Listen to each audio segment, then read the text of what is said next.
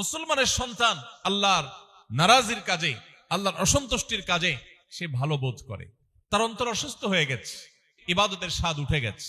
এর অন্যতম কারণ হলো বিশ্ব স্বাস্থ্য সংস্থা বলছে 2030 সালের মধ্যে পৃথিবীর সবচাইতে বেশি পরিমাণে যে রোগে মানুষ আক্রান্ত হবে সেটার নাম বাপ মাকে বাধ্য করা হবে যে টাকা দিবা, তোমার চোখের সামনে তোমার ছেলে মেয়ে নষ্ট হবে, খরচ তুমি দিবা, 100 মিটারের মধ্যে তাদের কাছেও যেতে পারবা, যা খুশি তারা করবে। হারাম সম্পর্কের, জেনার সম্পর্কের ব্যাপারে মানুষ খুল্লম খোলা বলে, অবৈধ কাজের সঙ্গী এই পরিচয় নির্দ্বিধায় দেয়া হচ্ছে। ইয়া আল্লাহ ইয়া আল্লাহ ইয়া আল্লাহ ইয়া আল্লাহ।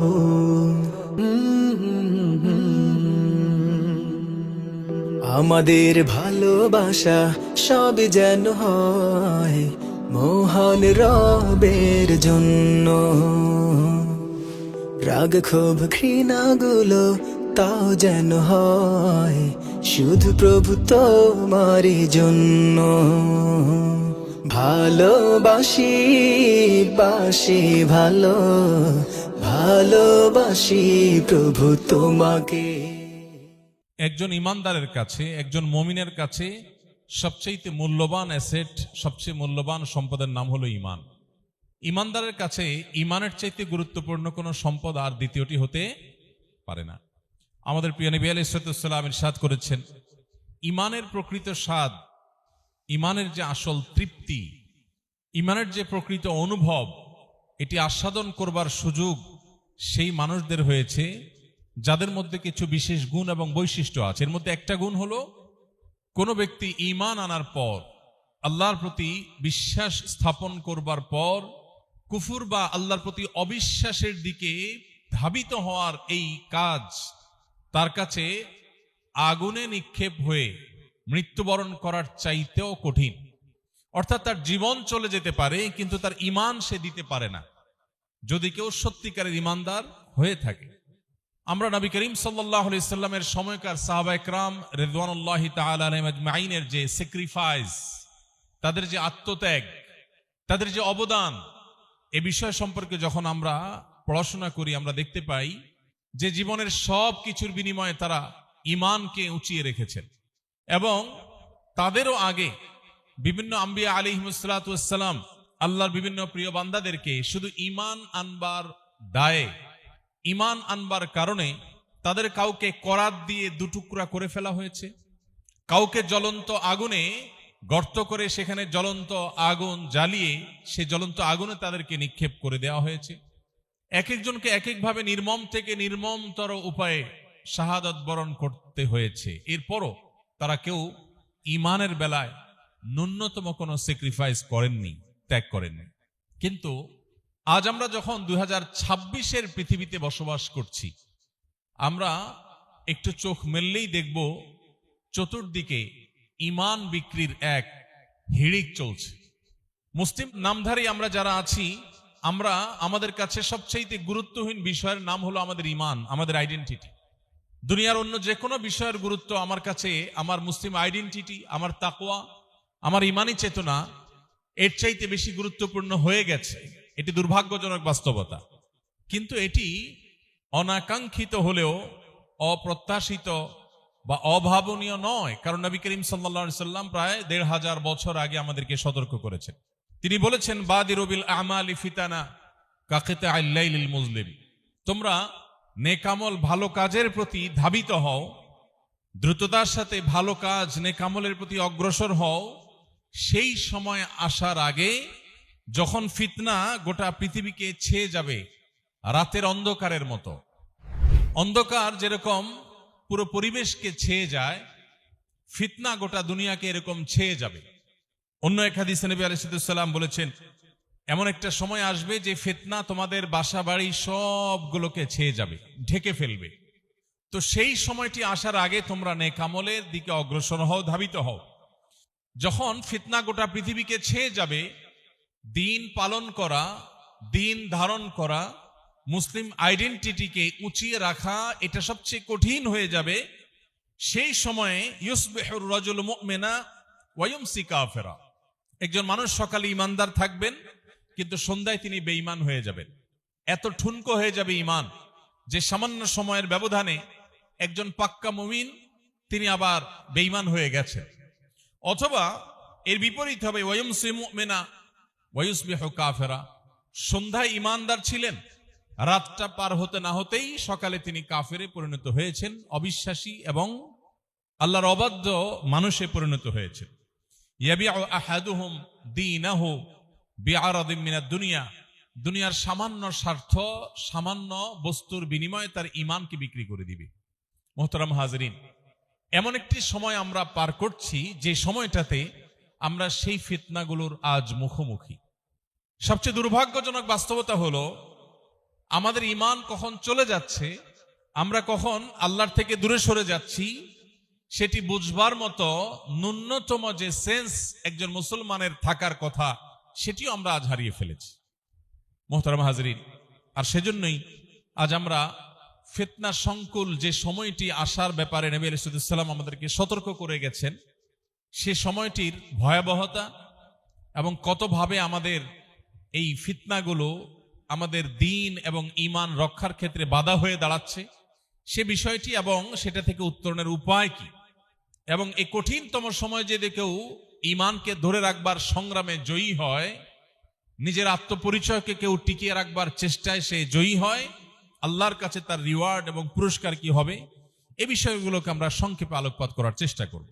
মুহতারাম হাজরিন, নবী আলাইহিস সালাম আমাদেরকে আগেই সতর্ক করেছেন, যেটা একটু আগে আমরা শুনলাম, যে শেষ জমানায় কিয়ামতের আগে, কিয়ামত যত নিকটবর্তী হবে, পৃথিবীতে দিন পালন, পৃথিবীতে দিন ধারণ, ঈমান রক্ষা করা, এটা তত সংকটময়, কঠিন থেকে কঠিন, কষ্টকর, দুঃসাধ্য বিষয়ে পরিণত হবে। এবং এ থেকে উত্তরণের জন্য নবী আলাইহিস সালাম পরিষ্কার কিছু দিক এবং নির্দেশনা আমাদেরকে দিয়েছে। যে বাধার কারণে আমরা ঈমান আমল চর্চা করতে পারি না, সে বাধাকে আমরা এক কথায় বলতে পারি ফিতনা। এই ফিতনা, এই শব্দটি কোরআনে বিভিন্নভাবে আল্লাহ তাআলা আলোকপাত করেছেন। নবী আলাইহিস সালামের বহু হাদিসে ফিতনা সম্পর্কে আলোকপাত হয়েছে। হাদিসের গ্রন্থগুলোতে কিতাবুল ফিতান বা ফিতনা সংক্রান্ত অধ্যায় আলাদা আলাদাভাবে রচিত হয়েছে। কিন্তু দুর্ভাগ্যজনক বাস্তবতা হলো আমরা আজ সর্বস্তরের সাধারণ মুসলমান আমরা ফিতনা সম্পর্কে খুব বেশি একটা ওয়াকিফাল না। মুহতারাম হাজরিন, ফিতনা শব্দের অর্থ হলো পরীক্ষা, বিভ্রান্তি, অরাজকতা। শেষ যুগে বিশেষ করে সত্য এবং অসত্যের মধ্যে পার্থক্য করা কঠিন হয়ে যাবে। এরকম ধোঁয়াশাচ্ছন্ন পরিবেশ, এরকম ধোঁয়াশাচ্ছন্ন বিষয়কে ফিতনা বলা হয়। এই ফিতনা, এটা যখন পতিত হয়, মানুষ যখন ফিতনায় আক্রান্ত হয়, ৫ ওয়াক্ত নামাজ পড়ছে, ফিতনায় আক্রান্ত হতে পারে। একজন মানুষ আলিম, ওয়াজ ও নসিহত করে বেড়ায়, কিন্তু তিনি নিজে ফিতনায় ডুবে আছে। হতে পারে একজন নারী, তিনি আপাদমস্তক নিজেকে আবৃত রাখেন, আল্লাহর নির্দেশ পালনার্থে পর্দার বিধানকে মেনে চলেন। হতে পারে এত সত্ত্বেও তিনি ফিতনায় আক্রান্ত আছে। ফিতনার ফলে সবচেয়ে বড় যে বিষয়টি আমাদের জন্য দাঁড়ায়, সবচেয়ে বড় যে ক্ষতিটা হয়, সেটা হলো আমাদের ঈমানগুলো ঠুনকো হয়ে যায়। ফলে ঈমান কখন চলে যায় আমরা টেরও পাই না। দ্বিতীয়ত, ফিতনার ফলে ইবাদতের প্রতি অনীহা তৈরি হয়। আজ যেদিকে তাকাবেন, অনেক মুসলমান আছেন যিনি আসলে ভালো মুসলমান হওয়ার চেষ্টা করেন এবং তার চেষ্টার কোনো ত্রুটি নাই, সদিচ্ছার কোনো ত্রুটি নাই। তিনি চান তিনি আল্লাহর ওলি হতে, আল্লাহর প্রিয় বান্দা হতে, তিনি চান নেককার মানুষ হতে, আব্দে সালেহ হতে, কিন্তু কেন জানি হয়ে ওঠে না। শত সহস্র মানুষের এই মনোবেদনা, অসংখ্য অগণিত মুসলমানদের মনের এই কষ্ট আছে যে তারা খুব নেককার মানুষ হয়ে উঠতে চান, কিন্তু দিন শেষে এটা করতে পারেন না। রমজান এলে কত আমল করবার সদিচ্ছা জাগে, কিন্তু রমজান পার হয়ে চলে যায়, তেমন কিছু করা হয়ে ওঠে না। তো এই জিনিসগুলো হয়ে থাকে মূলত ফিতনায় আক্রান্ত থাকার ফলে। একজন অসুস্থ মানুষ যেরকম অনেক সময় যে কোনো খাবারের স্বাদ আস্বাদন করতে পারেন না, অনুভব করতে পারেন না, ঠিক একইভাবে ফিতনায় ডুবে থাকা মানুষ ইবাদতের স্বাদ, ইবাদতের তৃপ্তি পান না।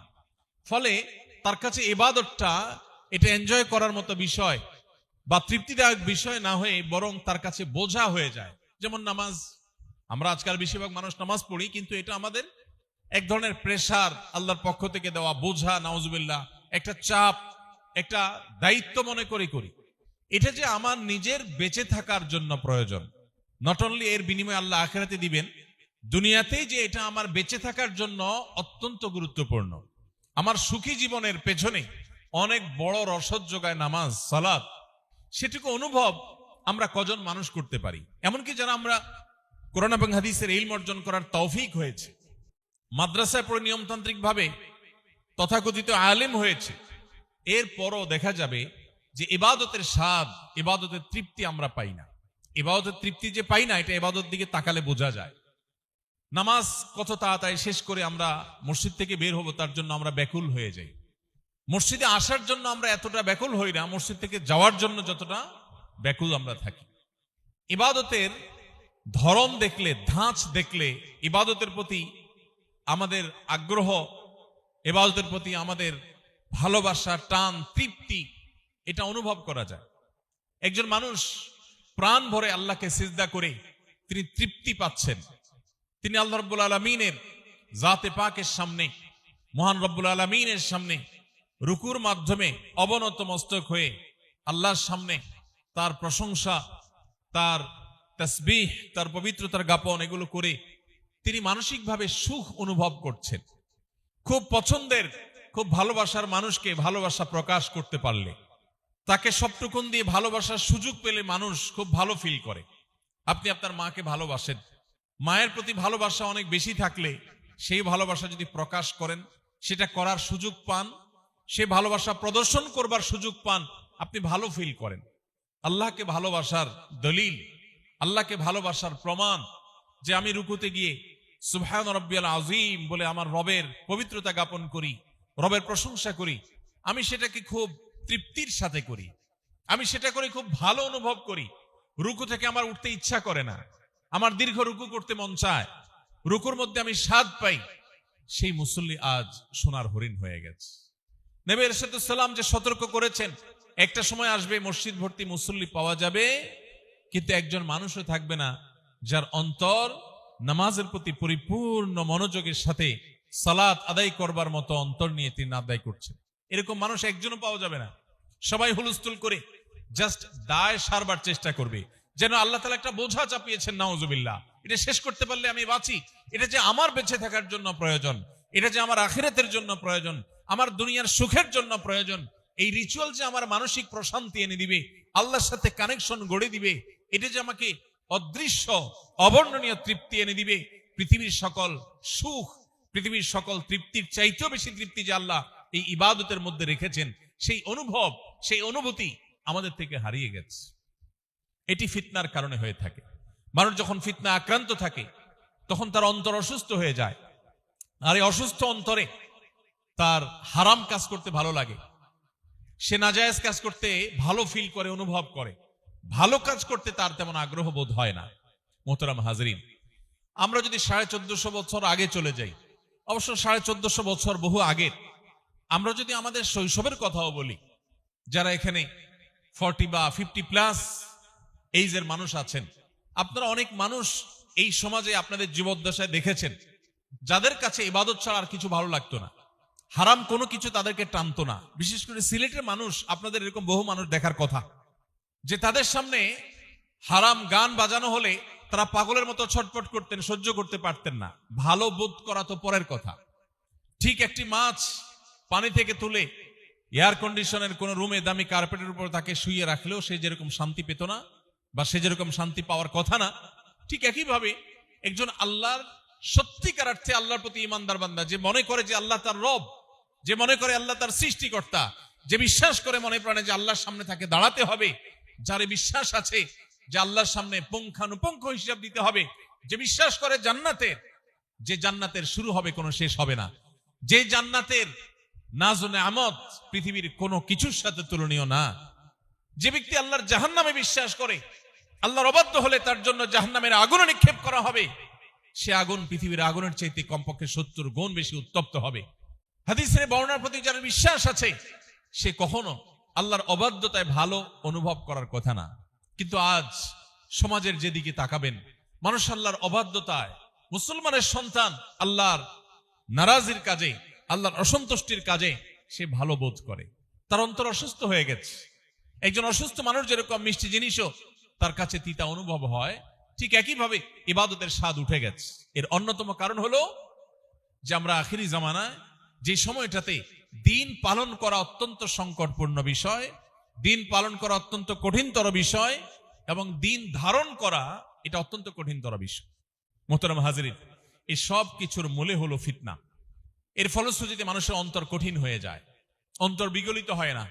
সাহাবা ইকরাম, আমাদের সালাফে সালেহিন, ইসলামের ইতিহাসের পূর্বসূরি যে সমস্ত মনীষীরা ছিলেন, একটি কথা থেকে একজন মানুষের হেদায়েত হয়ে গেছে। আর এখন কোরআন কারীমের আয়াতের পরে আয়াত আমরা অর্থ সহকারে পড়ি, চোখের সামনে দিয়ে চলে যায়, আমাদের জীবনকে কোনো পরিবর্তন করে না।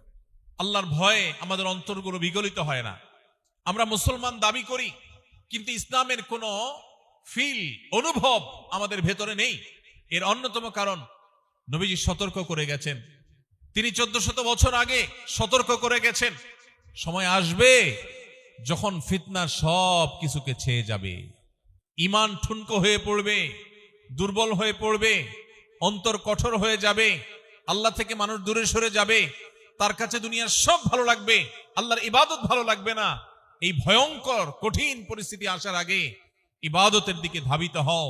তিনি সতর্ক করেছেন, মানুষ ঈমান বিক্রি করবে পার্থিব সামান্য একটু স্বার্থের কারণে, সামান্য একটু স্বার্থের কারণে তার মুসলিম আইডেন্টিটিকে সে ছেড়ে দিবে, দিতে দ্বিধাবোধ করবে না। এই সময়টা আমরা পার করছি।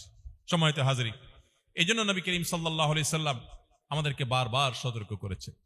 আমরা সেই সতর্কীকরণটাকে যদি গ্রহণ করে জীবনকে গড়তে চাই, তাহলে এই যুগের ফিতনাগুলো সম্পর্কে আমাদের ওয়াকিফাল হতে হবে। আমাদের জানতে হবে যে কোন কোন ফিতনা আছে। এই যুগে যে সমস্ত ফিতনা আমাদের ঈমানকে, আমাদের মুসলিম আইডেন্টিটিকে ধ্বংস করে দিচ্ছে, এর মধ্যে অন্যতম বা সবচেয়ে বড় ফিতনার বিষয় হলো আদর্শিক এবং ঈমানি ফিতনা। আমাদের ঈমানের জন্য যে ফিতনা, সেই ফিতনাগুলো, এগুলোর আলোচনা অনেক দীর্ঘ, সময় সাপেক্ষ বিষয়। আমি শুধু এটুকু বলবো যে আজ এমন বহু বিষয় আমাদের সামনে আসছে, বিশেষ করে তরুণদেরকে আমরা বলতে চাই, যে বিষয়গুলো আমাদের ঈমানকে নড়বড় করে দেওয়ার জন্য, ঈমানকে দূর করে দেওয়ার জন্য অত্যন্ত ভয়ঙ্কর ভাবে কাজ করছে। মুসলমানদের ঈমানকে সন্দেহের মধ্যে ফেলে দেওয়ার জন্য শয়তান এবং তার অনুসারীরা, আল্লাহ কোরআনে কারীমে শয়তানকে দুই ভাগে ভাগ করেছেন। এক হলো মানুষ শয়তান, আর একটা হলো জিন শয়তান। জিন শয়তানের অনুসারী যে মানুষ শয়তানরা আছে, তারা মানুষের ঈমানকে নষ্ট করবার জন্য বহুবিধ উপায় তারা অবলম্বন করে। এর ভিতরে একটা হলো কনফিউশন তৈরি হয়, সন্দেহ তৈরি হয়, এরকম বিভিন্ন প্রশ্ন তোলা। প্রশ্ন তুলে অ্যাবসলিউট রাইট এবং পরিপূর্ণভাবে নিরঙ্কুশ সত্য কোনো বিষয়কে আপনি সন্দেহের মধ্যে ফেলে দিতে পারেন। আপনার পিতৃ পরিচয়, আপনার আপন ভাই বোনের পরিচয়, এগুলো নিয়েও যদি আপনাকে কনফিউশন তৈরি করবার জন্য প্রশ্ন করে, এই প্রশ্ন আপনাকে কনফিউশনে ফেলে দিতে পারে। নিরঙ্কুশ সত্য বিষয়কে মানুষের অন্তরে সন্দেহের দানা বেঁধে দেওয়ার জন্য কিছু প্রশ্ন ছুড়ে দেওয়া যথেষ্ট। আর এই যাতে কনফিউশন গুলো সবচেয়ে বেশি তৈরি করে ইবলিস। এই জন্য বলেছি আমি, ইবলিসের অনুসারী যে মানুষগুলো আছে, মানুষ শয়তান, এরা সমাজে নানান কনফিউশন তৈরি করছে। মুসলমানের সন্তানরা এই সমস্ত কনফিউশন গুলোর কারণে, সন্দেহের কারণে অনেকের ঈমান ঠুনকো হয়ে আছে। চক্ষু লজ্জা মানুষের সামনে বলতে পারে না, তার ইসলামের প্রতি আস্থার ঘাটতি তৈরি হয়েছে। শয়তান তার মনে নানা ওয়াসওয়াসা ঢুকিয়েছে, কুমন্ত্রণা ঢুকিয়েছে। আমি আগে বলেছি, কুমন্ত্রণা বা ওয়াসওয়াসা বা এই জাতীয় কনফিউশন তৈরি করবার মতো প্রশ্ন, এগুলো একেবারে নিরঙ্কুশ সত্য বিষয় যদি কারোর অন্তরে বা কারোর মাথায় একবার গেঁথে দেয়া হয়, মুহূর্তের জন্য হলেও তিনি সে বিষয়ে চিন্তা করেন, এবং এই চিন্তা ভাবনা কখনো কখনো তাকে ভয়ঙ্কর রকমের সন্দেহের লেভেলে নিয়ে যায়। এটা একটা ফিতনা যেটা এখন চলমান আছে। আমরা আল্লাহকে নিয়ে, দ্বীনের অনেক বিষয় নিয়ে শয়তানের তৈরি করা অনেক প্রশ্ন দেখছি। নবী করিম সাল্লাল্লাহু আলাইহি সাল্লামকে যখন এরকম কোন সন্দেহ তৈরি হওয়ার মতো বিষয় কারোর মাথায় আসার কথা বলা হয়েছে, তখন তিনি বলেছেন, কারোর মনে এরকম সন্দেহ আসে সে যেন আল্লাহর কাছে পানা চায় শয়তান থেকে। কারণ মনের ভিতরে এই ধরনের চিন্তা আসার মানে হলো শয়তান উপস্থিত হয়েছে, সে অ্যাক্টিভ হয়ে গেছে, এবং শয়তানের অস্তিত্ব অনুভব করে সাথে সাথে কেউ যদি আউযু বিল্লাহি মিনাশ শাইতানির রাজিম পাঠ করে, ইনস্ট্যান্ট সাথে সাথে সে অন্তর থেকে যদি আল্লাহর কাছে সাহায্য প্রার্থনা করে, তার অন্তরে ঈমানের শক্তি অনুভব করবে, সে ফাইট করতে পারবে শয়তানের সে ওয়াসওয়াসার সাথে। আর যদি কেউ সে ওয়াসওয়াসাকে নিয়েই ধরে থাকে, সেটাকে রুট ধরে সামনে অগ্রসর হতে থাকে, তাহলে সেই যত বড় বুদ্ধিমানই হোক না কেন, তার ঈমান ধরে রাখা কঠিন থেকে কঠিনতর বিষয়ে পরিণত হবে। মোহতারাম হাজিরিন, আজকে ঘরে ঘরে আজ নাস্তিক্যবাদ, এগোনাস্তিক্যবাদ, সংশয়বাদী মুসলমান এটা আজ তৈরি হচ্ছে। সোশ্যাল মিডিয়াতে বিভিন্ন উপায়ে মুসলমানদের মনের ভিতরে নানা সন্দেহ তৈরি করবার মতো অনেক কন্টেন্ট, অনেক টেক্সট কন্টেন্ট, অনেক ভিডিও কন্টেন্ট এগুলো আজ ছড়িয়ে দেওয়া হচ্ছে। মুসলমানের কর্তব্য আল্লাহ তাআলার প্রতি ঈমান আনার এই সম্পদ, ঈমানের এই দৌলত, এটা আখিরি জামানাতে শেষ যুগে এসে ধরে রাখা কঠিন হবে। নবী আলাইহিস সালাম বলেছেন, ইয়াতি আলান নাসি জামান, একটা সময় আসবে মানুষের কাছে, আস-সাবিরু ফীহিম আলা দীনিহি, যে ব্যক্তি ওই যুগে তার দ্বীনের উপর টিকে থাকবে, এই ব্যক্তির অবস্থান হবে কাল কাবিদি আলাল জামার, জ্বলন্ত কয়লা হাতে ধরে রাখার মতো কঠিন বিষয় হবে ঈমান ধরে রাখার মতো বিষয়। এই চিন্তা যখন একজন ঈমানদার করবে, তখন সে বিশ্বাস করবে যে যত কনফিউশন হচ্ছে এগুলো সবই হলো আমার ঈমানকে হরণ করবার শয়তানি চক্রান্ত, বিধায় আমি আমার ঈমান নীতি দিব না। আল্লাহর কাছে সাথে সাথে পানাহ চাইলে আমরা মনে করতে পারি মুখে আউযু বিল্লাহি মিনাশ শাইতানির রাজিম পড়লে এটার এফেক্টে আমার মনের অস্বস্তি চলে যাবে। হ্যাঁ, চলে যাবে। আপনি যদি সেই ইয়াকিন, সেই বিশ্বাস নিয়ে আল্লাহর প্রতি পূর্ণভাবে নিজেকে সমর্পণ করে আউযু বিল্লাহি মিনাশ শাইতানির রাজিম পাঠ করেন, আল্লাহর দিকে ধাবমান অন্তর যদি হয়, তাহলে আপনি সন্দেহাতীতভাবে নিশ্চিত থাকতে পারেন আল্লাহ তাআলা আপনাকে এই ফিতনা থেকে হেফাজত করবে। মোহতারাম হাজরিন, আজ পৃথিবীটাকে এমন ভাবে ঢেলে সাজানো হচ্ছে, এমন ভাবে তৈরি করা হচ্ছে, মুসলমানদের সমাজকে এমন ভাবে প্রস্তুত করা হচ্ছে যে আমাদের বাচ্চারা তারা সমাজে খুব স্বাভাবিকভাবে যদি বেড়ে ওঠে, তারা যদি শিক্ষা প্রতিষ্ঠানের ক্লাসগুলো স্বাভাবিকভাবে অতিক্রম করে, কেউ তাদেরকে প্রেসার ক্রিয়েট করতে হবে না, কেউ তাকে জোর করতে হবে না। সে শুধুমাত্র স্বাভাবিকভাবে বেড়ে উঠলেই হাফ বা শিকি কিংবা তার চাইতে বেশি পরিমাণে নাস্তিক্যবাদ এটা তার মধ্যে ধারণ করে সে বেড়ে উঠবে। এমন এক ভয়ঙ্কর সময় আমরা পার করছি, যেটা 20 বছর, 30 বছর, 40 বছর আগে এতটা ছিল না। এখন আমাদের সন্তানদেরকে মুসলিম আইডেন্টিটির উপরে টিকিয়ে রাখা, এটা এই যুগের সবচেয়ে কঠিন কাজ। সাদিক সাহেবের মতো এরকম 20 তলা 22 তলা বা আরো 200-400 তলার বিল্ডিংও যদি করে কেউ অল্প সময়ের ব্যবধানে, এটা যতটা আশ্চর্যের, এটা যতটা অবাক করার। একজন মানুষ এই সমাজে সন্তানের বাবা হয়েছেন এবং ফিতনার আগুনের যে আঁচ চতুর্দিক থেকে অনুভব করা হচ্ছে, এখান থেকে তার সন্তানকে বাঁচিয়ে মুসলিম আইডেন্টিটিকে ধরে রাখতে পেরেছেন। আল্লাহর কসম, এটা মাত্র অল্প সময়ের ব্যবধানে বিশাল বড় অট্টালিকা করার চাইতেও কঠিন কাজ এবং অবাক করার মতো কাজ। ঘরে ঘরে আজ মানুষ সাফার করছে, অনেক অভিভাবক হয়তো ফিল করছেন না। এই জন্য ফিতনার জাল চতুর্দিকে বিছানো আছে। পড়ানো হচ্ছে হয়তো সাধারণ জ্ঞানের বই, পড়ানো হচ্ছে, দেওয়া হচ্ছে হয়তো স্বাভাবিক এবং জেনারেল কোনো নলেজ, কিন্তু সেটার খাঁজে ভাঁজে ঢুকিয়ে দেওয়া হচ্ছে কুফরের বিষ, সেটার ভাঁজে ভাঁজে দিয়ে দেওয়া হচ্ছে আমার সন্তানের ঈমানকে ধ্বংস করবার নানা আয়োজন। হয়তো আপনার সামনে পেশ করা হচ্ছে নিছক বিনোদন, কিন্তু তার প্রতিটা খাঁজে ভাঁজে ঢুকিয়ে দেওয়া হচ্ছে কুফর, যেটা আপনার ঈমানকে নড়বড়ে করে দিবে, আপনার বিশ্বাসকে দুর্বল করে দিবে। পৃথিবীটাকে এমন ভাবে ডিজাইন করা হচ্ছে, এমন ভাবে প্ল্যান করা হচ্ছে, এমন ভাবে সাজানো হচ্ছে যে আপনি নিজের অজান্তে বেঈমান হওয়ার মতো জায়গায় চলে যাবেন। এটি 1450 বছর আগে নবী সাল্লাল্লাহু আলাইহি ওয়াসাল্লাম আমাদেরকে সতর্ক করে গেছেন। এটি ফিতনার একটা দিক যেটা আমাদের ঈমানের উপরে আঘাত করে, এবং এটি আসার হাজারো দিক আছে যেটি দীর্ঘ সময় ধরে আলোচনা করা, বিশ্লেষণ করা প্রয়োজন। এই জন্য আমাদের প্রয়োজন হলো সতর্কতা গ্রহণ করা। কিভাবে আমরা ঈমানের উপর এই সমস্ত আঘাত থেকে আমরা ঈমানকে সেভ করব, নিরাপদে রাখবো, সেটা আমরা শেষে বলবো ইনশাআল্লাহ। দ্বিতীয়ত যে ফিতনার কথা বলতে চাই সেটা হলো নৈতিক এবং চারিত্রিক ফিতনা।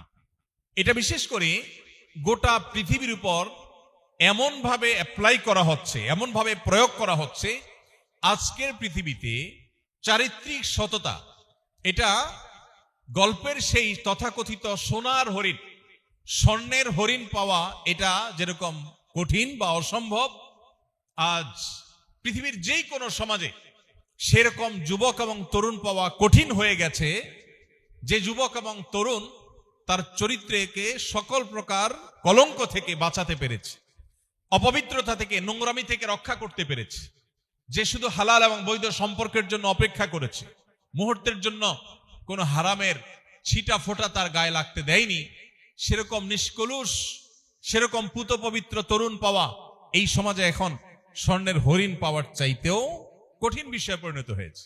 এটা এমনি এমনি হয়ে গেছে না, এমনি এমনি হয়নি। এটা সুদূর প্রসারী পরিকল্পনার অংশ। গোটা পৃথিবী ছেয়ে গেছে এই ফিতনায়।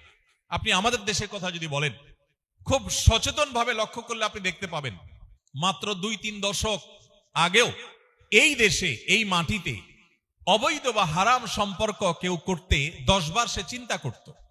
মানুষের মধ্যে সহজাত লাজুকতা, লজ্জাশীলতা এই লেভেলে ছিল যে বৈধ স্বামী স্ত্রীর পরিচয়টাও শুরুতে দিতে মানুষ একটু ইতস্তত বোধ করত। আর এখন নির্লজ্জের মতো সম্পূর্ণভাবে জড়তা এবং অস্বস্তি ছাড়াই হারাম সম্পর্কের, জেনার সম্পর্কের ব্যাপারে মানুষ খুল্লম খোলা বলে। হারাম কাজের সঙ্গী এই পরিচয় দিয়ে দেয়। আগে মানুষ বৈধ স্ত্রীর পরিচয়টা শুরুর দিকে দিতে তরুণদের মধ্যে লজ্জা বোধ হতো, এক ধরনের অস্বস্তি কাজ করতে শুরুর দিকে। অথচ এখন একটা হারাম কাজের সঙ্গী, অবৈধ কাজের সঙ্গী এই পরিচয় নির্দ্বিধায় দেয়া হচ্ছে। এবং একটা জেলা শহর বাদ নেই যে এই ধরনের কালচার নাই। এটা এমনি এমনি হয়ে যায় নাই, এটা ছেয়ে গেছে সমাজে। এই জন্য নবী সাল্লাল্লাহু আলাইহি সাল্লাম তিনি বলেছেন, মাইয়াদমানলি মা বাইনা লিহিয়াইহি ওয়া মা বাইনা রিজলাইহি আদমান লাহুল জান্নাহ। যে ব্যক্তি তার 2 চোয়ালের মধ্যবর্তী অঙ্গ অর্থাৎ মুখ, আর যে ব্যক্তি তার 2 পাও বা রানের মধ্যবর্তী অঙ্গ, তার সম্ভ্রম, ইজ্জত, এগুলোকে যে ব্যক্তি হেফাজত করবার দায়িত্ব নিবে, নবীজি বলেছেন আমি তার জন্য জান্নাত আল্লাহর পক্ষ থেকে তাকে পাইয়ে দেওয়ার দায়িত্ব নিলাম। মুহতারাম হাজরিন, আজ চারিত্রিক স্খলন এটা এমন পর্যায়ে পৌঁছেছে, এখন আর যুবক, তরুণ, পরিণত বয়স হওয়ার অপেক্ষা করতে হয় না। ছোট ছোট বাচ্চারা পর্যন্ত আজ এই ফিতনায় জর্জরিত। নানাভাবে এই ফিতনা আমাদের সন্তানদেরকে, আমাদের কলিজার টুকরা বাচ্চাদেরকে, ছোট ভাই বোনদেরকে, পরিবারের সদস্যদেরকে আমাদেরকে ধ্বংস করে দেওয়া হচ্ছে। এবং এই নৈতিক এবং চারিত্রিক ফিতনা এটা ছেয়ে যাওয়ার কারণে কেউ চাইলেও বাঁচতে পারছেন। বহু তরুণ, বহু যুবক, শত শত হাজারো তরুণ আছে যে পানি থেকে মাছকে উপরে তুললে যেরকম সে ছটফট করে বাঁচার জন্য, ইমানকে বাঁচাবার জন্য, নিজের চরিত্রকে কালিমা মুক্ত রাখবার জন্য ছটফট করতে থাকে, কিন্তু তার জন্য কঠিন হয়ে যায়। কোথাও যাওয়ার কোনো জায়গা থাকে না যেখানে গিয়ে তার ইমানকে সে সেভ করতে পারবে। পরিবেশটা সেরকম হয়ে গেছে। মোহতারাম হাজিরিন, এই জন্য বললাম দিন পালন করা এই যুগের সবচেয়ে কঠিন কাজ। আপনি একজন বেকার যুবক থেকে একজন সফল ব্যবসায়ী হয়ে গেছেন, এটা কঠিন। একজন আপনি সাধারণ চাকুরি থেকে একজন বিশাল বড় কর্মকর্তায় পরিণত হয়েছেন, কঠিন কাজ। মনে রাখবেন, এই সবগুলো কাজের চাইতেও কঠিন কাজ হলো আপনি একজন মুসলমান হিসাবে আপনার ইসলাম চর্চা করছেন, দিন চর্চা করছেন বাধাহীন ভাবে, অথবা নিজেকে ধরে রাখতে পারছেন ইমানের উপরে। এটা হলো সবচাইতে কঠিন কাজ। মোহতারাম হাজরিন, যে বিষয়গুলো আমাদের দিন এবং ইমানকে চর্চা করতে বা ধারণ করতে অসুবিধা তৈরি করে, যে ফিতনাগুলো, এর মধ্যে আরেকটা হলো পারিবারিক ভাঙন। আমাদের পরিবারগুলোর দিকে যদি আমরা তাকাই, তাহলে পরিবারগুলো আগের তুলনায় ভালো আছে না খারাপ আছে? কি বলেন? আজ থেকে যত পেছনে যাবেন, যত পেছনে 10 বছর, 20 বছর, 30 বছর, 40 বছর যত পেছনে যাবেন, বৈষয়িক উন্নতি, অগ্রগতি আমাদের কম ছিল, কিন্তু দাম্পত্য সুখ বেশি ছিল না কম ছিল? বেশি ছিল। আমি এই জন্য অনেক সময় বলার চেষ্টা করি যে এখনকার তরুণরা নিজের স্ত্রীকে ভালোবাসা জানাবার জন্য কত উপায় আছে। SMS করে ভালোবাসা জানায়, মোবাইল কলে ভালোবাসা জানাতে পারে, মেসেঞ্জারে জানাতে পারে, কত রকমের গিফট দেওয়ার অপশন যুবকদের সামনে আছে, কত রকমের খাবার খাওয়ানো, ভালোবাসা যেন হয় তার জন্য 1000টা কাজ করার উপায় আছে। মগর ভালোবাসা আগের মতো হয় না। সিনিয়র যারা আছেন, মুরব্বী যারা আছেন, তাদের স্ত্রীর সাথে তাদের যে বোঝাপড়া, তাদের যে ভালোবাসা, তাদের যে হৃদ্যতা, তাদের যে দাম্পত্য সুখ, এটা এখন তরুণরা কল্পনাও করতে পারে না। অথচ আগে সে বৈষয়িক অগ্রগতি এতটা ছিল না। স্ত্রীর প্রতি ভালোবাসা প্রকাশ করবার জন্য একটু উপহার দিয়ে তাকে খুশি করবেন, সেটাও এত বেশি ছিল না। ভালোবাসার কথা জানাবেন, সেটারও এত পথ এবং উপায় ছিল না, কিন্তু ভালোবাসা ঠিকই ছিল। এখানে আমরা দেখতে পাচ্ছি যে বৈষয়িক উন্নতি হয়েছে কিন্তু আমাদের ক্রাইসিসও বেড়েছে, সেই তুলনায় আমাদের ভালোবাসা বাড়েনি। এটা হলো ভয়াবহ একটি ফিতনার একটা অবশ্যম্ভাবী পরিণতি। গোটা পৃথিবীর যেদিকে আপনি তাকাবেন, যেই দিকে তাকাবেন, পূর্ব থেকে পশ্চিম, উত্তর থেকে দক্ষিণ, আপনি দেখতে পাবেন পরিবার ভাঙার এক মহোৎসব চলছে, মহা আয়োজন চলছে। এবং তার ফলশ্রুতিতে আমরা আমাদের দেশেও দেখি প্রত্যেকটা জায়গায় বিবাহ ভাঙার এক হিড়িক চলছে। দাম্পত্য সম্পর্কগুলো টিকে না। এখন বিয়ের সময় অভিভাবকরা সবচেয়ে বেশি দুশ্চিন্তায় থাকেন যে টিকবে তো, অন্য কোনো চিন্তা নাই, টিকবে কিনা এই চিন্তা। আপনি চিন্তা করুন যে 20 বছর 30 বছর আগেও, 2 যুগ 3 যুগ আগেও অভিভাবকদের মাথায় এটা আসতোই না যে বিয়ে আবার না টিকার চিন্তা কি আছে। কিন্তু এখন যত ঘটা করে বিয়ে হয় তত দ্রুততার সাথে আবার ভেঙে যায়। এই যে ভেঙে যাচ্ছে, এটা এমনি এমনি ভেঙে যাচ্ছে না, এটা অত্যন্ত সুপরিকল্পিতভাবে আমাদের পরিবার ব্যবস্থাকে ভেঙে দেওয়া হচ্ছে। এর ভেতরে শয়তানের বিভিন্ন স্বার্থ লুকায়িত আছে, শয়তানের বিভিন্ন এজেন্ডা লুকায়িত আছে। সে বিষয়গুলো হয়তো দীর্ঘ আলোচনা সাপেক্ষ বিষয়, আমরা একটু খেয়াল করলে দেখতে পাবো। এই জন্য আখেরি জামানাতে, শেষ যুগে কোন পরিবার যদি ভাঙনের হাত থেকে নিজেদেরকে রক্ষা করতে পারে, পরিবারের সদস্যদের মধ্যে যদি হৃদ্যতাপূর্ণ সম্পর্ক থাকতে পারে, তাহলে এটা বিশাল বড় একটা সাকসেস। আপনারা অনেকে সহিহ মুসলিম বর্ণিত সেই হাদিস শুনেছেন। নবী আলাইহিস সালাম বলেছেন, শয়তান পানির উপরে তার সিংহাসন স্থাপন করে তার অনুসারীদেরকে, সদস্যদেরকে ছেড়ে দেয় মানুষের মাঝে শয়তানি করবার জন্য। এক এক শয়তান এক এক শয়তানি করে মানুষের মধ্যে বিচরণ করে দিন শেষে যখন দলনেতার কাছে এসে রিপোর্ট দেয়, কেউ বলে আমি মানুষকে দিয়ে আজকে অমুক আকাম করিয়েছি, খারাপ কাজ করিয়েছি, গুনাহের কাজ করিয়েছি, শয়তান অ্যাপ্রিসিয়েট করে। কিন্তু সবচেয়ে বেশি অ্যাপ্রিসিয়েট করে ওই শয়তানকে, শয়তানের সেই সদস্যকে, যেই সদস্য কোন পরিবারের মধ্যে ভাঙন ধরাতে পেরেছে। অতএব মুসলমানদের পরিবার শুধু নয়, গোটা পৃথিবীতে পরিবার ব্যবস্থা যেন ভেঙে পড়ে, এটার জন্য দেখবেন বিবাহ বহির্ভূত সম্পর্ককে অ্যাপ্রিসিয়েট করা হচ্ছে। আচ্ছা আপনি বলুন, গোটা দুনিয়াতেই বিবাহের ব্যবস্থা আছে, পৃথিবীর মুসলিম অমুসলিম সব সমাজে বিবাহের ব্যবস্থা আছে, কিন্তু বিবাহ ছাড়া একটি তরুণ, একজন তরুণী, একজন পুরুষ, একজন নারী বিবাহ ছাড়া যে হারাম রিলেশন, এইটাকে এমন ভাবে অ্যাপ্রিসিয়েট করা হচ্ছে, এটাকে এতটা ইজি করে দেওয়া হচ্ছে, মানুষ যেন সেই পথেই হাঁটে। পৃথিবীর বহু দেশে এমন ভাবে আইন করা আছে, বিবাহ কেউ পারতপক্ষে মাথা নষ্ট না হলে করার কথা না। কারণ বিবাহ যদি করে তাহলে বিচ্ছেদ হলে সম্পদের অর্ধেক স্ত্রীকে দিয়ে যেতে হবে। এখন হতে পারে যে কারোর সাথে বনিবনা হলো না, এখন বিয়ে করে তো সে ফেসে যাবে, কি দুঃখে সে বিয়ে করবে। এর বিপরীতে বিবাহ বহির্ভূত সম্পর্ক করবে, সেখানে কোনো দায় নেই, কোনো অসুবিধা নেই। আপনি আমাদের সমাজে লক্ষ্য করলে দেখতে পাবেন বিবাহের জন্য হাজারটা বাধা। বহু অভিভাবক আছেন সন্তান অপকর্মে লিপ্ত, এটা জানার পরেও দেখেও না দেখার ভান করে। তিনি মনে করেন যে এই বয়সে একটু আধটু করবেই, কিন্তু এই অভিভাবককেও যদি বলা হয় যে বিয়ের ব্যবস্থা করেন, তিনি বলবেন বলেন কি, মাথা খারাপ, এই বয়সে নিজের পায়ে এখনো দাঁড়াতে পারেনি। আপনি যেদিকে তাকাবেন দেখবেন যে বিবাহ বহির্ভূত সম্পর্ককে অ্যাপ্রিসিয়েট করা হচ্ছে। এর অবশ্যম্ভাবী পরিণাম এবং এর ক্ষতি পৃথিবীর প্রতিটি উন্নত দেশ, পৃথিবীর প্রত্যেকটি উন্নত দেশ সাফার করছে। এমন দেশ পৃথিবীতে একটিও পাওয়া কঠিন হবে, এমন উন্নত দেশ একটিও পাওয়া কঠিন হবে যেই দেশে সন্তান জন্মের বিনিময়ে সরকারিভাবে প্রণোদনা দেয়া হয় না। একটা হলে এত ডলার, দুইটা হলে এর বেশি, তিনটা হলে আরো বেশি, বাসায় কাজের লোক সার্ভেন্ট রাখার খরচ সরকার দিবে, মাসে মাসে ভাতা দিবে, শুধুমাত্র সরকার চায় সন্তান জন্ম হোক, বাট কোনো প্রণোদনায় কাজ হচ্ছে না। আমাদের দেশ থেকে, গরিব দেশগুলো থেকে মেধাবী তরুণদেরকে তারা পাচার করে নিয়ে যাচ্ছে, শিক্ষার নামে তাদেরকে নিয়ে সেখানে এস্টাবলিশ করছে, এবং এই সন্তানগুলো আর বেশিরভাগই ফিরে আসছে না, এরা হারিয়ে যাচ্ছে, মুসলিম আইডেন্টিটি পর্যন্ত চলে যাচ্ছে, মা বাবার সাথে সম্পর্ক আস্তে আস্তে শেষ হয়ে যাচ্ছে। এসব দেশগুলো আজকে যে ভয়ঙ্কর পরিণতির মুখোমুখি হয়েছে, একটা সময় তারা তথাকথিত জন্ম নিয়ন্ত্রণ করেছে, আল্লাহর নির্দেশে বাইরে গেছে, এখন তারা হাড়ে হাড়ে টের পাচ্ছে যে কাজ তারা 2 দশক 3 দশক আগে শুরু করেছে, তার পরিণতি দেখতে তাদেরকে 100 বছর অপেক্ষা করা লাগে নাই, কয়েক দশকের মধ্যে দেখেছে যে বিশাল বড় গ্যাপ তৈরি হয়ে গেছে জেনারেশনের মধ্যে। একটা দেশ চালাবার মতো লোকবল পর্যন্ত নেই, প্রত্যেকটা দেশ, এমন একটা দেশ নাই যে দেশ উন্নত অথচ এই ক্রাইসিসের মধ্যে নাই। মোহতারাম হাজিরিন, আল্লাহর সিস্টেমের বাইরে গিয়ে মানুষ যখন কিছু করতে চাইবে তার অবশ্যম্ভাবী পরিণতি হবে ধ্বংস। ইসলাম ছাড়া পৃথিবীর কোনো কল্যাণ কোথাও নিহিত নেই।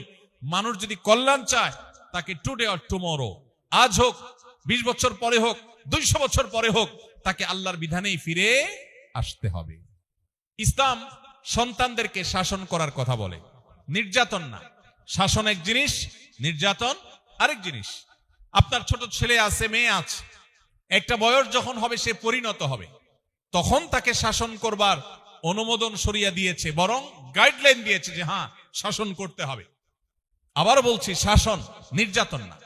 আবার সেটা চাইলেই ছোট 2 বছর, 3 বছর, 4 বছরের বাচ্চাকে শাসন করবার অধিকার শরিয়া দেয়নি। নবী আলাইহিস সালাম পরিষ্কার ভাবে এজ বলে দিয়েছে, 7 বছর বয়স হলে সন্তানকে নামাজের নির্দেশ দাও, 10 বছর বয়স হলে নামাজ না পড়লে শাসন করো, তার আগ পর্যন্ত শাসনের অনুমোদন নাই। এটা হলো ইসলামের বিধান। কিন্তু পশ্চিমা আইডিওলজি দাঁড়ালো আমাদের দেশে, আমাদের ব্রেইনও দখল করে ফেলেছে। আমরা তাদের মুখরোচক কিছু কথা শুনে আমরা বিভ্রান্ত হয়েছি। এই যে ফিতনা, তারা আমাদেরকে চমক দেখিয়েছে, দারুণ করে বুঝিয়েছে যে দেখো একটা বাচ্চা, তাকে ফ্রিডম দেওয়া উচিত। ফ্রিডমের নামে, স্বাধীনতার নামে আমাদেরকে দাস বানানো হচ্ছে। ফিতনা দেখছি, স্বাধীনতা এর ভেতরে লুকায়িত আছে দাসত্ব। আমি যেটাকে স্বাধীনতা মনে করছি সেটা আমার প্রবৃত্তির দাসত্ব, সেটা আমার শয়তানের দাসত্ব। প্রত্যেকটা মানুষ দাস, কেউ তার প্রবৃত্তির, কেউ তার মালিকের, কেউ শয়তানের, কেউ আল্লাহর। এখন আমাকে তথাকথিত স্বাধীনতার নামে চমক দেখিয়ে আমাকে যে বিভ্রান্ত করা হচ্ছে, এটার নাম ফিতনা। বহু মানুষ নামাজ কালাম পড়ে না, কিন্তু এই সমস্ত পশ্চিমা ফিতনা, বিভিন্ন রকমের ফিতনা এসে পড়ে গেছে। তো যেটি বলছিলাম যে একটি শিশুকে নির্দিষ্ট বয়সে যাওয়ার পর শরিয়ার বিভিন্ন নীতিমালার আলোকে বিভিন্ন শর্ত মেনে তাকে শাসন করবার এখতিয়ার দিয়েছে। কিন্তু গোটা দুনিয়ার, গোটা পৃথিবীর উন্নত দেশগুলোর দিকে তাকান, বলবে না খবরদার, কিচ্ছু বলা যাবে না। বিশেষ করে আপনাদের সিলেট এলাকায় মানুষ, পৃথিবীর উন্নত দেশগুলোতে আপনারা বেশি থাকেন, আপনারা আরো ভালো বলতে পারবেন।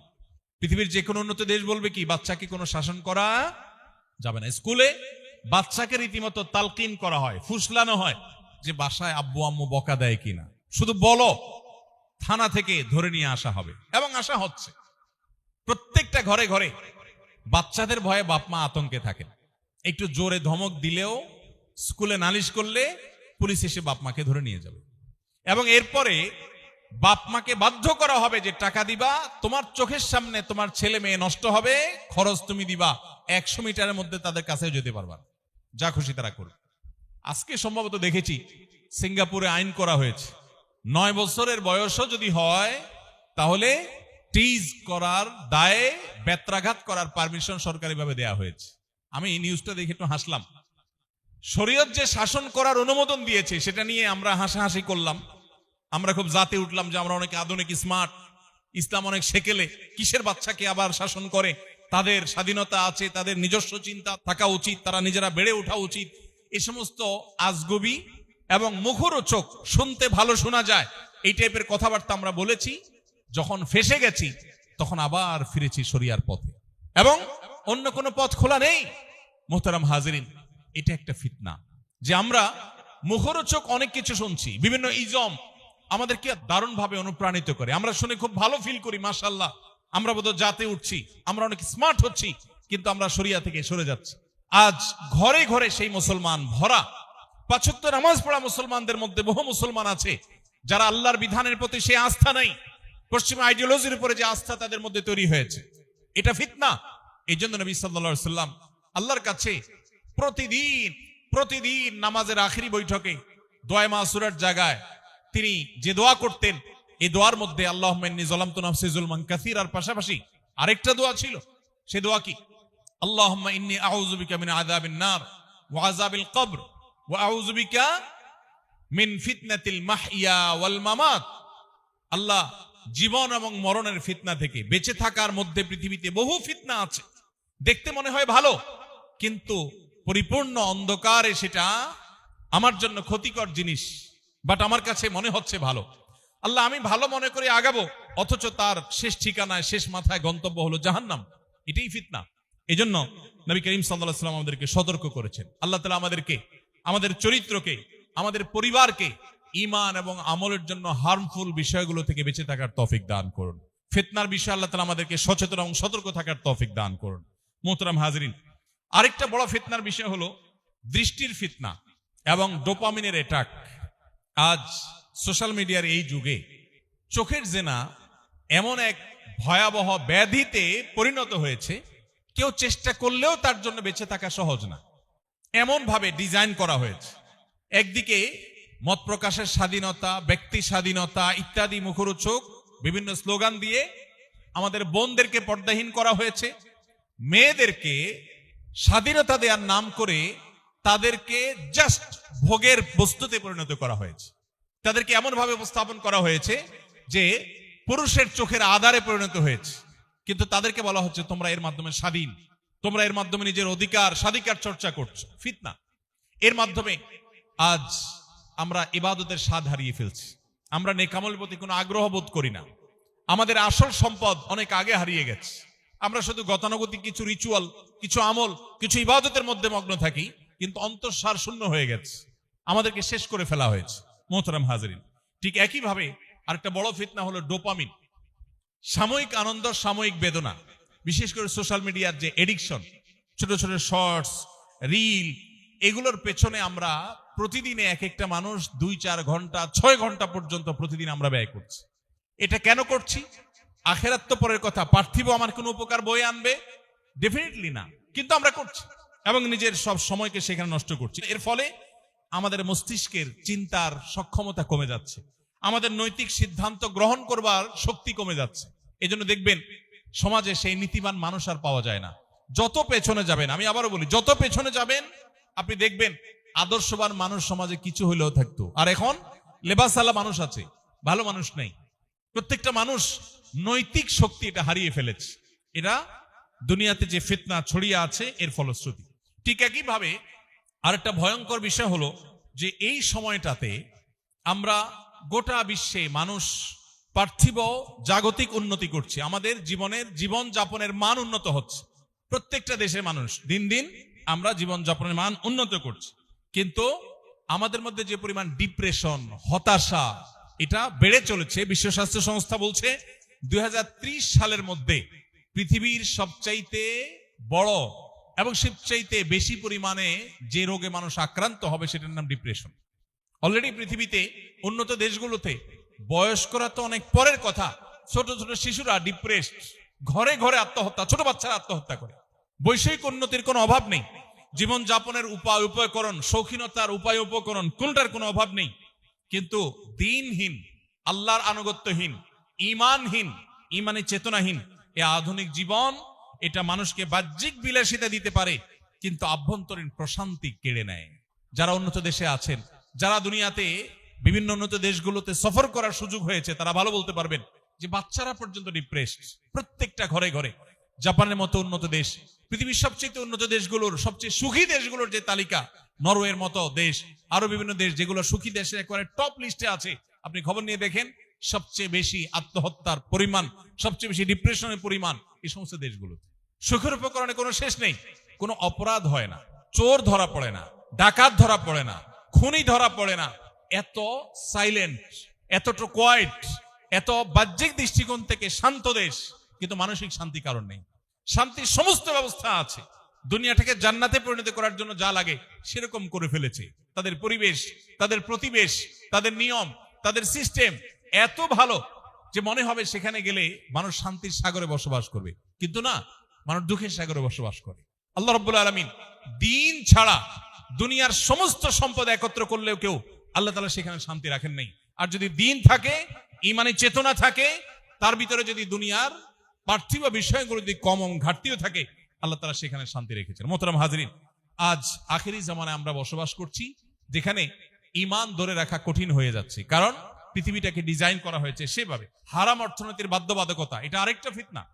এই যুগে বিশ্বের আমাদের টাকা পয়সাগুলো নিয়ে মাতবুরি করা যে মোড়ল রাজ, গরিব মানুষদের টাকাগুলোকে ব্যাংকগুলো যেভাবে নিয়ে নেয় বিভিন্ন সিস্টেমের মাধ্যমে, এই অর্থ ব্যবস্থা গোটা পৃথিবীকে এমন ভাবে সুদের উপর দাঁড় করিয়েছে, আল্লাহ তাআলা কোরআনে যেটাকে বলেছেন আল্লাহর সাথে যুদ্ধ করার শামিল, সেরকম ভয়ঙ্কর বিষয়কে পৃথিবীতে এমন ভাবে এস্টাবলিশ করা হয়েছে, ব্যক্তিগতভাবে কোনো মানুষ যদি চায় 100 ভাগ হালাল জীবন যাপন করবে, তাহলে তার জঙ্গলের গহীনে চলে যাওয়া ছাড়া কোনো পথ তার সামনে খোলা নেই।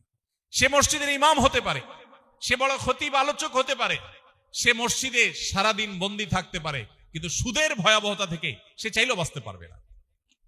রাষ্ট্র তার পক্ষ থেকে সুদি লোন নিয়ে রাষ্ট্র চালাতে হবে, সিস্টেমটাই সেভাবে ডেভেলপ করা হয়েছে। এটা একটা ফিতনা, চাইলেও মানুষ বাঁচতে পারছে না। এই সমস্ত হারামগুলো মানুষ ইবাদতের স্বাদ কেড়ে নেয়। হ্যাঁ, আপনি নিজে সুদের কারবার করেন নাই, গুনাহ আল্লাহর কাছে হবে না, কিন্তু গুনাহের প্রভাব সেটা ঠিকই আপনার জীবনে পড়বে। সেই ফিতনা আজ আমাদেরকে ছেয়ে এনেছে। প্রিয় ভাইরা আমার, তথ্য বিভ্রাট এবং ইনফোডেমিক এটা আরেকটা বড় ফিতনার বিষয়। আমরা দেখি আজ যেটাকে সাদা হিসাবে দেখানো হচ্ছে বা যেটাকে ভালো হিসাবে দেখানো হচ্ছে, ডিজাইন করা হচ্ছে, সেটা আসলে ভালো না। গোটা পৃথিবীতে দেখবেন ইসলামের অনেক বিধিবিধানকে আসামির কাঠগড়ায় দাঁড় করানো হয়েছে।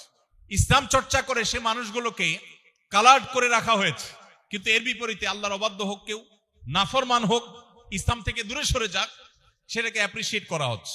তো আজকের পৃথিবী যেটাকে ভালো বলছে অনেক ক্ষেত্রে সেটা খারাপ, আবার যেটাকে খারাপ বলছে অনেক ক্ষেত্রে সেটা ভালো। মানুষের জন্য কঠিন হয়ে যাচ্ছে, দরু হয়ে যাচ্ছে কোনটা ভালো কোনটা মন্দ সেটা নিরূপণ করা। আল্লাহ রাব্বুল আলামিন এরকম ফিতনা সংকুল সময়ে আমাদের ঈমানকে হেফাজত করার তৌফিক দান করুন, আমাদের মুসলিম আইডেন্টিটিকে আল্লাহ তাআলা বাঁচাবার তৌফিক দান করুন। সম্মানিত হাজিরিন, এই পরিস্থিতিতে আমরা কিভাবে রক্ষা করব নিজেদেরকে? নাম্বার 1, ফিতনা সংকুল এই সময়ে আমাদের ইবাদত এবং দ্বীন চর্চা যেখানে কঠিন হয়ে পড়ছে, এই সময়টাতে ফিতনা থেকে বেঁচে নিজের ঈমান আমলকে রক্ষা করবার জন্য প্রথম যে জিনিসটি দরকার সেটা হলো ইলম। যদি আমরা পর্যাপ্ত কোরআন এবং হাদিসের ইলম হাসিল করি এবং ফিতনা সম্পর্কিত ধারণা আমরা অর্জন করি, তাহলে বেঁচে থাকাটা ইজি হবে। আমাদের যে লাইফস্টাইল, আমাদের যে খাদ্যাভ্যাস, আমাদের যে ফুড পিরামিড ডেভেলপ করা হয়েছে, এটার মধ্যেও খাঁজে ভাজে বহু ফিতনা ঢুকিয়ে দেওয়া হয়েছে, সেটা দীর্ঘ আলোচনার বিষয়। তো এগুলো সম্পর্কে যতটা আমরা জানতে পারবো ততটা আল্লাহ আমাদেরকে হেফাজত করবেন, যত বেশি জানা যাবে। দ্বিতীয়ত আরেকটা উপায় আছে ফিতনা থেকে বাঁচার জন্য, সেটা হলো আল্লাহ বলেছেন, ইয়া আইয়ুহাল্লাযীনা আমানু ইন তাত্তাকুল্লাহ ইয়াজআল লাকুম ফুরকানা। হে ঈমানদারগণ, তোমরা যদি আল্লাহকে ভয় করো, প্রকৃত অর্থে অন্তর যদি তাকওয়া তোমরা অর্জন করো, ইয়াজআল লাকুম ফুরকানা, আল্লাহ তোমাদেরকে সত্য অসত্য, ভালো এবং মন্দের মধ্যে পার্থক্য করবার সক্ষমতা দিয়ে দিবে।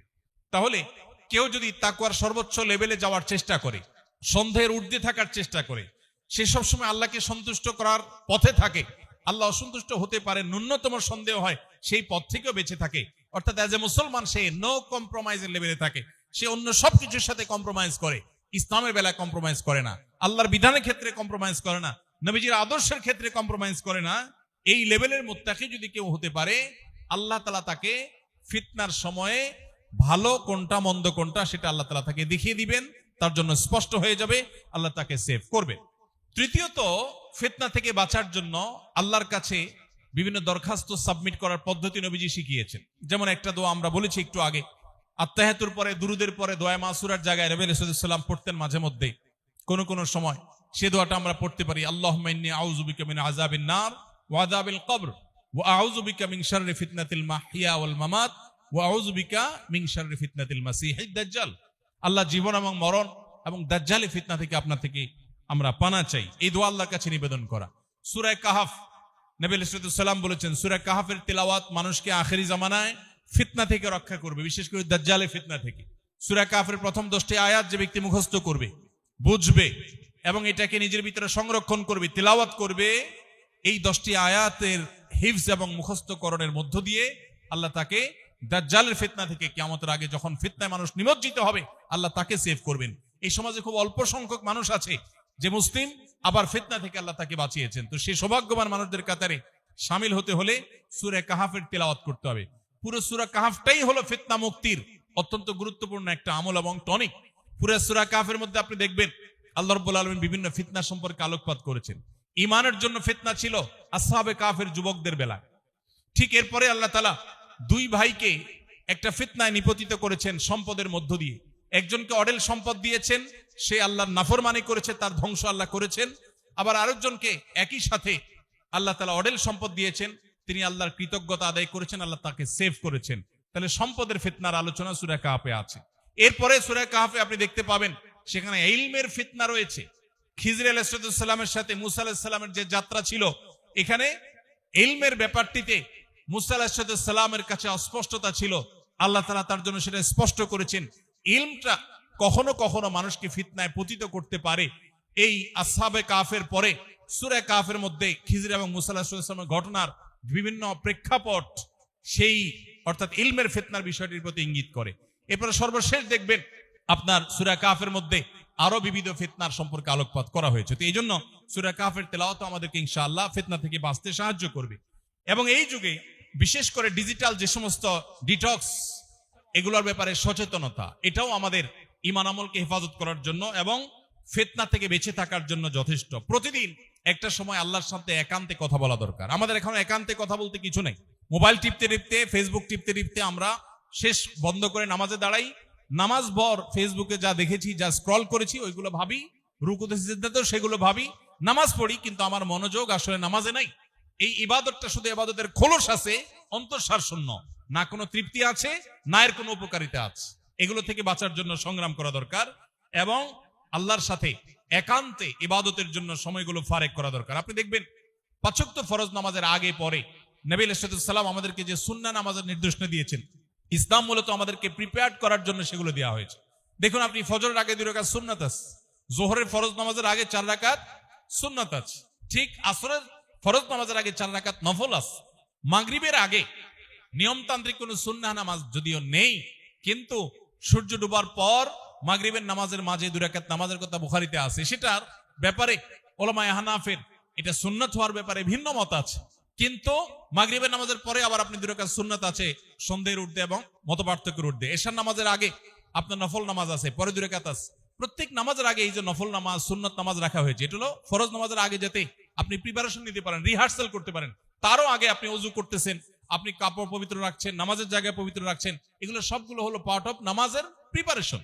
কিন্তু দুর্ভাগ্যজনক বাস্তবতা হলো যে আমাদের এগুলোর প্রতি আজ কোনো মনোযোগ নেই, কারণ সোশ্যাল মিডিয়া আমাদেরকে শেষ করে দিচ্ছে। এই জন্য এগুলো থেকে বেঁচে থাকা জরুরি।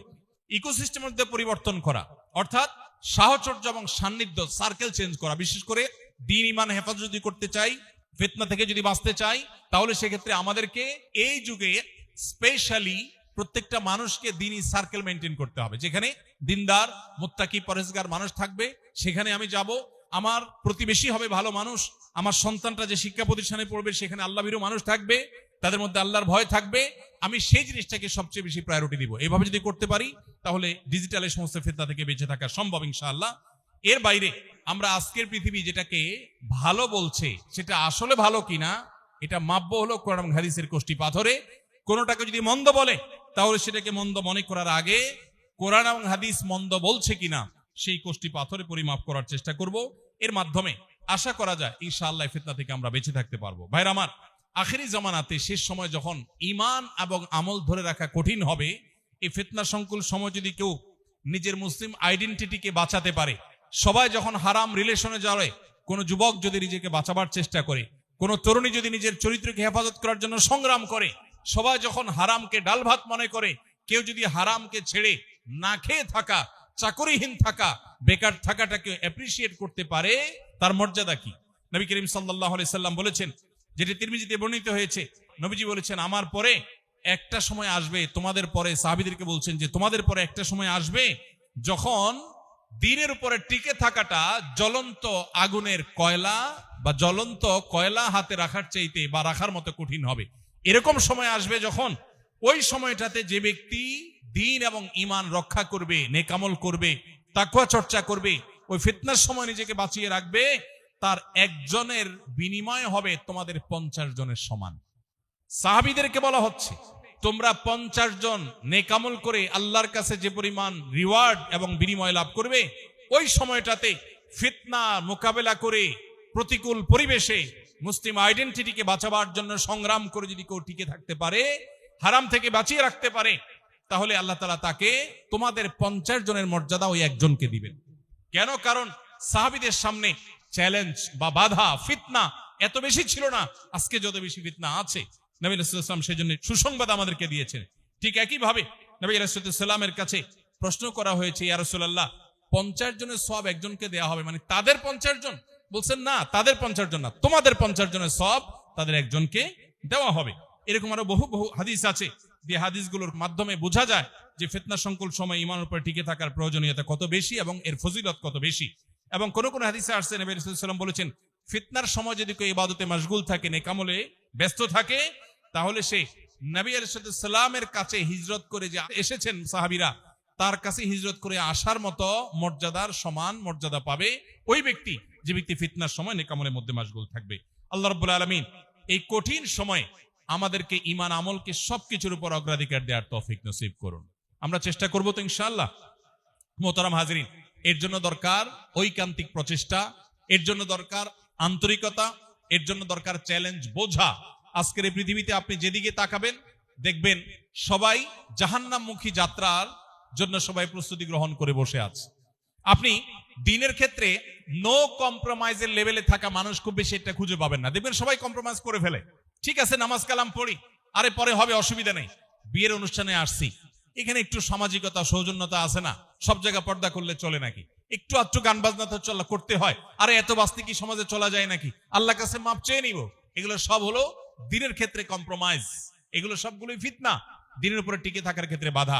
নো কম্প্রোমাইজের লেভেলে থেকে ঈমান চর্চা করা, আমল চর্চা করা, পরিপূর্ণ মুসলমান হওয়া, পরিপূর্ণভাবে দিনের উপরে প্রবেশ করা, এই মানুষের পরিমাণ আজ সমাজে সবচেয়ে কম। আল্লাহ রাব্বুল আলামিন আমাদের সবাইকে সেরকম খাঁটি মুসলমান হওয়ার তৌফিক নসিব করুন।